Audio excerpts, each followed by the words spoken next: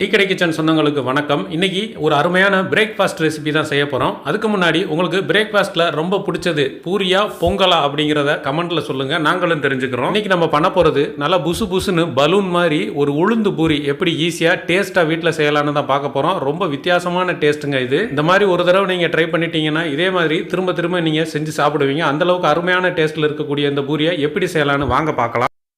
வணக்கம். நீங்கள் நம்ம டீ கடை கிச்சனில் வந்து உளுந்து பூரி பார்க்க போகிறோம். அதாவது சைடிஷ்டோட சேர்ந்து உளுந்து பூரி பார்க்க போகிறோம். அதுக்கு நம்ம வந்து ஒரு மிக்சி ஜார், அதாவது அரைக்கிறதுக்கு தகுந்தாப்பில் மீடியம் மிக்சி ஜாரை முதல்ல எடுத்துருவோம். அதில் ரெண்டு பச்சை மிளகா, சின்னதாக 2 பச்சை மிளகா, இஞ்சி துண்டு இந்த அளவுக்கு சின்னதாக, கிட்டத்தட்ட ஒரு 10 கிராம் 15 கிராம் இருக்கும், அவ்வளோதான். அதையும் நல்லா சுத்தப்படுத்தி கொஞ்சம் அரைக்கிறாப்புல துண்டாகவே வெட்டி போட்டுருங்க. ஒரு 4 பல்லு பூண்டு நல்லா காஞ்ச தொல்லியை உரிச்சிட்டே சேர்த்துருங்க. நல்லா பெரிய சைஸாக 4 பல் பூண்டு அதையும் மிக்சி ஜாரில் சேர்த்துட்டு இப்போ இதை மட்டும் ஒரு தடவை நல்லா அரைச்சிட்டு வந்துடுவோம்.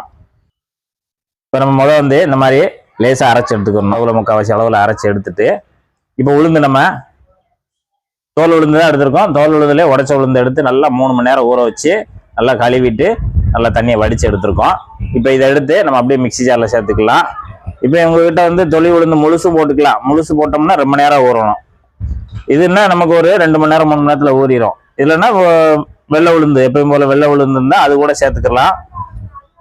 இப்போ நல்லா 3 மணி நேரம் ஊர்ன உளுந்த நல்லா கழுவிட்டு உள்ள எல்லாத்தையும் சேர்த்தாச்சு. இதோட அளவு வந்து 100 கிராமு, கப்பில் வந்து அரை கப்பு. இதில் ஒரு 50 ml தண்ணி சேர்த்துட்டு நம்ம இதை வந்து ஒரு பேஸ்ட்டாக அரைச்சி எடுத்துக்கிறோம். இப்போ விட்டு கொஞ்சம் நைஸ் அரைக்கணும். நம்ம இப்படி மாவு பிசைறதுக்கு தகுந்தாப்புல நைஸ் அரைக்கணும். அந்த பருப்பு இல்லாத அளவுக்கு நைஸ் அரைக்கணும். இப்போ தண்ணி நம்ம ஏற்கனவே 50 ml ஊற்றிருக்கோம். இப்போ மறுபடியும் கொஞ்சம் தண்ணி சேர்த்துக்குவோம். அதாவது நல்லா நைஸ் அரைக்கிற வரைக்கும் கொஞ்சம் கொஞ்சமாக சேர்த்து அரைச்சிக்கணும். இப்போ ஒரு 50 ml சேர்த்துருக்கோம். இதையும் நல்லா அந்த தண்ணியோடு சேர்த்து நல்லா பேஸ்ட்டாக அரைச்சிக்குவோம்.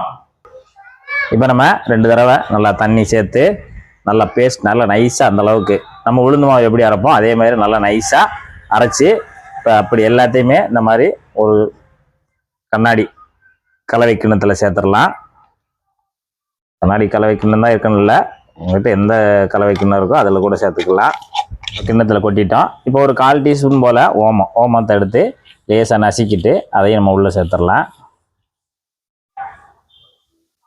காஷ்மீர் சில்லி பொடி 1 டீஸ்பூனு, மல்லித்தூள் 1 டீஸ்பூனு, சீரகத்தூள் ஒரு 1/2 டீஸ்பூனு, தூளுப்பு ஒரு 1/2 டீஸ்பூனு. இப்போ நம்ம மசாலாலாம் சேர்த்தாச்சு. இப்போ மசாலா சேர்த்துட்டு 1 கப்பு நல்லா சளிச்ச கோதுமை மாவு, நம்ம கடையில் வாங்கின பாக்கெட் மாவு தான், கோதுமை மாவு 1 கப்பு மெஷர்மெண்ட்டில். இப்போ நம்ம தண்ணி எதுவும் சேர்க்க தேவையில்லை. இப்போ 1 கப்பு கோதுமை மாவு சேர்த்துருக்கோம். அது தேவைப்பட்டால் மறுபடியும் சேர்க்கணும். ஏன்னா நம்ம அந்த உளுந்தோட அந்த குழகுழப்பு தன்மைக்கு தகுந்தாப்புல நம்ம கொஞ்சம் கோதுமை மாவு சேர்க்க வேண்டியிருக்கும். இதோட சரியாயிடுச்சுன்னா அப்படியே நம்ம பிசைஞ்சு முடிச்சிடலாம். இப்போ நம்ம பிசைஞ்சு பார்த்துக்குவோம். எல்லாத்தையும் நல்லா பிசைஞ்சு கொடுத்துருங்க.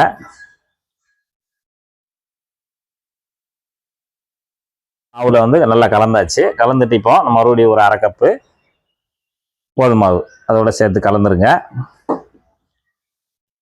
ஏன்னா நமக்கு அந்த ஒரு பூரி மாவு பக்குவத்துக்கு வரணும். உளுந்து மாவு குழகுழப்புக்கு தகுந்தாப்புல நம்ம வந்து கோதுமை மாவு சேர்க்கணும். இப்போ நமக்கு 2 கப்பு தேவைப்பட்டிருக்கு. 2 கப்பு உள்ளே சேர்த்துட்டு நல்லா பிசைஞ்சாச்சு. இப்போ நம்ம மாவு பிசைஞ்சாச்சு. மாவோட பக்குவம் பார்த்தீங்கன்னா இந்த அளவுக்கு இருக்கணும். ரொம்பையும் கெட்டியாக இல்லாமல் நம்ம பூரிக்கு எந்த அளவுக்கு நம்ம மாவு பிசைஞ்சு வச்சுருப்போம் அதே அளவுக்கு. மாவு காயாமல் இருக்கிறதுக்கு கொஞ்சமாக எண்ணெய், லேசாக எண்ணெயை பற்றி மேலே நல்லா தடவி கொடுத்துருங்க. இல்லைன்னா ஒரு ஈர துணியை மட்டும் நல்லா நனைச்சிட்டு புழிஞ்சிட்டு மேலே போட்டு விட்டு ஒரு மூடி போட்டு வச்சுருங்க. ஒரு 1/4 மணி நேரம் நல்லா அந்த மாவு ஊறி வரட்டும். மாவு நல்லா ஊறி வரட்டும். மூடி வச்சுருங்க. இப்போ நம்ம மாவு ஊற நேரத்தில் ஒரு காரசாரமான ஒரு தக்காளி சட்னி ரெடி பண்ண போகிறோம். இப்போ தக்காளி வந்து நான் மீடியம் சைஸில் ஒரு 3 தக்காளி நல்லா செவன்னு எடுத்து நல்லா இந்த மாதிரி வெட்டி வச்சுருக்கேன். அதை எடுத்து நல்லா மிக்சி ஜாரில் சேர்த்துருவோம். இப்போ நான் வந்து சின்னதாக ஒரு 8 காஞ்ச மிளகாய் எடுத்திருக்கேன். அந்த காஞ்ச மிளகாய் இதில் சேர்த்துக்கிறேன். காரம் வந்து இது காரசாரமான, இது கொஞ்சம் காரம் கூடுதலாக தான் இருக்கும். 7 பல் பூண்டு மீடியம் சைஸில் அதையும் நம்ம இதில் சேர்த்துடலாம். இப்போ இது எல்லாத்தையுமே நல்லா ஒரு பேஸ்ட்டாக அரைச்சிட்டு வந்துடுவோம். இப்போ நல்லா அந்த தக்காளியை இந்த அளவுக்கு நல்லா செவன்னு நல்லா பேஸ்ட் மாதிரி அரைச்சி எடுத்து வந்துடணும். இந்த மாதிரி தான் இருக்கும். கொஞ்சம் விதையமாக இருக்கும், நல்லாயிருக்கும். ஆனால் இந்த மாதிரி பண்ணும்போது நல்லா அருமையாக இருக்கும். இப்போ நம்ம வந்து அந்த சட்னி தாளிச்சுக்கிற போகிறோம். இப்போ 2 டேபிள் ஸ்பூனு நம்ம வந்து சன்ஃப்ளவர் ஆயில் சேர்த்துருக்கோம். அதோடு சேர்த்து ஒரு 1/2 டீஸ்பூன் போல் கடுகு, அது நல்லா பொரிஞ்சு வரட்டும். இப்போ நல்லா கடுகு பொரிஞ்சிருச்சு. பொரிஞ்ச இடத்துல ஒரே ஒரு கொத்து கருவேப்பிலை உருவி உள்ளே சேர்த்துருங்க. சேர்த்து ஒரே ஒரு சின்னதாக வரமிளகா அதையும் உள்ளே சேர்த்துருங்க. அடுப்பு மீடியத்தில் இருக்கட்டும். இப்போ நம்ம அரைச்சி வச்சுக்கக்கூடிய இந்த தக்காளி பேஸ்ட்டை வந்து நம்ம இதில் சேர்த்துடலாம்.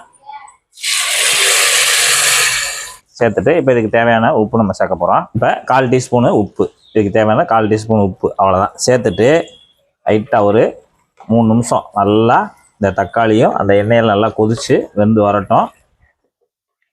இப்போ நமக்கு அந்த எண்ணெயிலே நல்லா ஒரு 3 நிமிஷம் நல்லா அந்த மாதிரி கொதித்து வெந்து வந்துருச்சுன்னா நமக்கு லைட்டாக அந்த பச்சை வாசனை எல்லாம் போயிடணுன்னு நமக்கு சட்னி சூப்பராக தயாராகிரும்.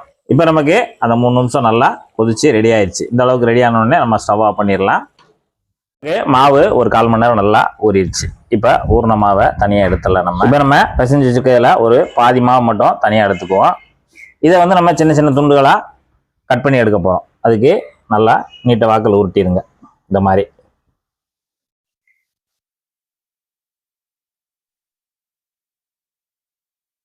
நல்லா இந்த கணத்தில் மாவை உருட்டி வச்சுட்டு இப்போ நம்ம தேவை தகுந்தாப்புல வெட்டிக்கலாம். நம்ம கட் பண்ணிடலாம். இந்த மாதிரி தனியாக ஒவ்வொரு பீஸாக தனித்தனியாக கட் பண்ணிக்கலாம். இப்போ நம்ம இந்த மாதிரி குட்டி குட்டி பீஸாகவும் நம்ம தனியாக துண்டுகளாக எடுத்து வச்சுருக்கோம். இப்போ நம்ம தேய்ச்சிக்க போகிறோம் பூரியா. அதுக்கு கொஞ்சமாக கோதுமை மாவு தான். கோதுமை மாவு லேசாக தூவி விட்டுக்கோங்க. லேசாக அந்த மாவில் வச்சு கொஞ்சம் ரவுண்ட் பண்ணிடுங்க. நம்ம ரவுண்ட் பண்ணிவிட்டு நம்ம தேய்ச்சிக்கலாம். ரொம்பையும் திக்காக இல்லாமல் ரொம்பையும் இழைச்சிடக்கூடாது. நல்லா அந்த அளவுக்கு தேய்ச்சிக்கிறணும். பார்த்தீங்கன்னா இந்த திக்னஸ்ஸு பூரி நம்ம எந்த திக்னஸ் சேர்ப்போமோ அதே திக்னஸ் தான். இது இப்போ நம்ம வந்து ஒரு சேஃபுக்காக நம்ம ரவுண்டாக கட் பண்ணி எடுக்க போகிறோம். அப்படியே போடனாலும் போட்டுக்கலாம். ஒரு ரவுண்டாக இருக்கிறதுக்காக நம்ம இந்த மாதிரி ஒரு வட்டமான கிண்ணத்தை வச்சு நம்ம அதை கட் பண்ணி எடுத்துடலாம்.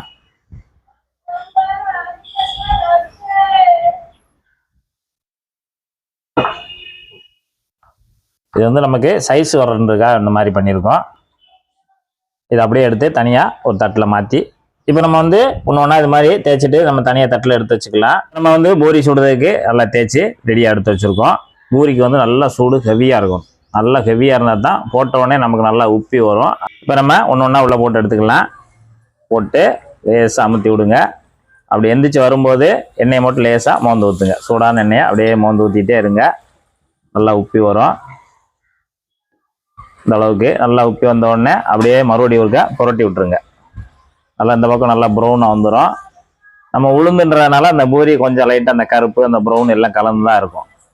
ஒன்றும் பிரச்சனை இல்லை. சாப்பிட்றதுக்கு ரொம்ப டேஸ்ட்டாக இருக்கும். இப்போ நமக்கு ரெடி ஆயிடுச்சு. இதை அப்படியே எடுத்துடலாம். அவ்வளோதான், நம்ம பூரி ரெடி ஆயிடுச்சு. தனியாக எடுத்துடலாம். இதே போல் லேசாக அந்த நம்ம மாவு போட்டு தேய்ச்சிருந்த லேசாக பவுடர் மாதிரி இருந்துச்சுன்னா லேசாக ஒருத்தர் தட்டிக்காங்க. தட்டிட்டு மறுபடியும் அதே மாதிரி போட்டு எல்லாத்தையுமே நல்லா சூப்பராக பொரிச்சு எடுத்துடலாம். அப்படியே 2 விரல்கிட்ட பிக்கிறோம். அப்படியே செவன்னு இருக்கக்கூடிய அந்த தக்காளி சட்னியில் லேசாக அப்படி தொடுறோம். அப்படியே தொட்டு